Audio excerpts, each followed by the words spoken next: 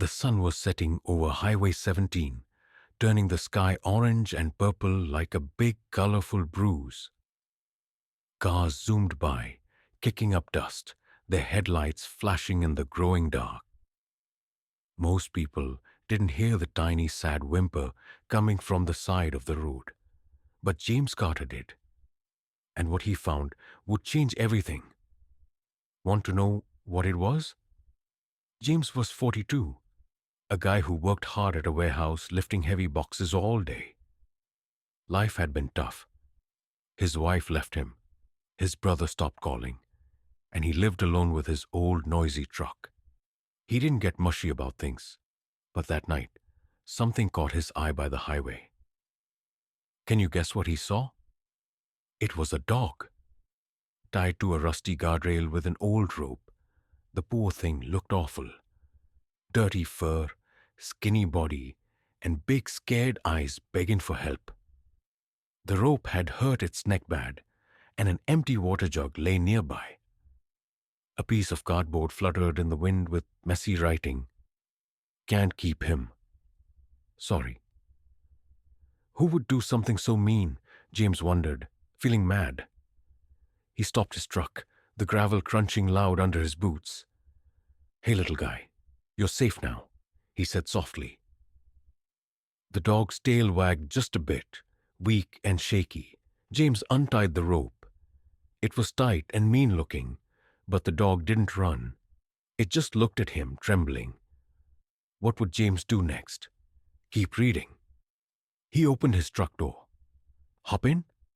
The dog limped over, climbed up, and sat on the seat. Its gray fur and floppy ear making it look old and tired. On the way home, James kept peeking at it, wondering who could leave a dog like that. His small apartment wasn't fancy. Old couch, noisy fridge, but it was cozy. He gave the dog water and some chicken from his fridge. The dog gobbled it up, tail wagging like crazy. You need a name, James said. How about Highway? That's where I got you. The dog tilted its head. Did it like the name? You'll see. Next morning, Highway slept on the couch, watching James like he was the best thing ever. James sipped his coffee thinking, who left this dog to die? He had to find out. He took Highway to the vet, Doc Miller, an old guy with a scratchy voice. He's got worms and a little sick, but he'll be okay, Doc said. People dump dogs a lot these days. James paid with money he'd saved for new boots. But that note, sorry, bugged him. Was it a clue? He started asking around.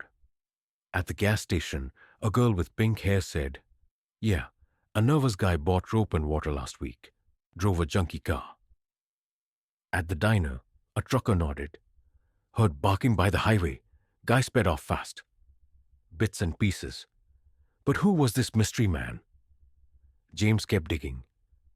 Days passed, and Highway fit right in. James got him a red collar and a leash. They walked every morning, and at night, Highway's head rested on James's knee while the TV buzzed. Neighbors noticed too. Mrs. Ortiz brought dog food, saying, he's a good boy. Little Timmy slid a drawing of Highway under the door. Cute, right? Even Grumpy Ray gave a chewed-up ball. James wasn't so alone anymore. But something wild was coming. Can you guess what?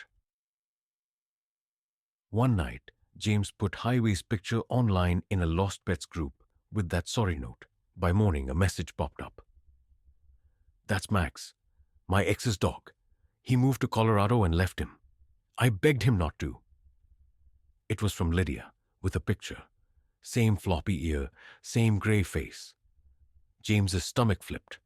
Was this the truth? He didn't write back, but the next day, at the store buying a dog bed, he saw a beat-up car with Colorado plates. A twitchy guy with dark hair got out. Was this the guy? James followed, but he disappeared inside. The mystery was heating up. Then, bam, a knock at his door that night. James opened it, and there stood a woman, blonde and crying. I'm Lydia. That's Max. I found you online. I've been looking for him. Highway wagged his tail confused. James frowned. I saved him from the highway. He's mine now. Where were you? Lydia sniffed. I was in rehab. Couldn't keep him. My ex-Rick said he'd find a home, then vanished. What would happen next? Hold on tight. Suddenly, tires screeched outside. A car zoomed in. The same sedan. A guy, Rick, jumped out, yelling, Lydia, you can't take him. He charged at them, eyes wild. James stepped up, but Rick swung a fist, hitting James's jaw. Highway barked loud, growling, ready to fight.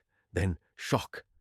Mrs. Ortiz ran out with a frying pan, shouting, Leave or I call the cops. Timmy's mom popped up, filming it all on her phone. Rick froze, then ran back to his car and sped off. Lydia sobbed, I just wanted him safe. James rubbed his jaw. He is, with me. She nodded, handed over a leash, and left. James sat down, Highway by his side, heart racing. The shock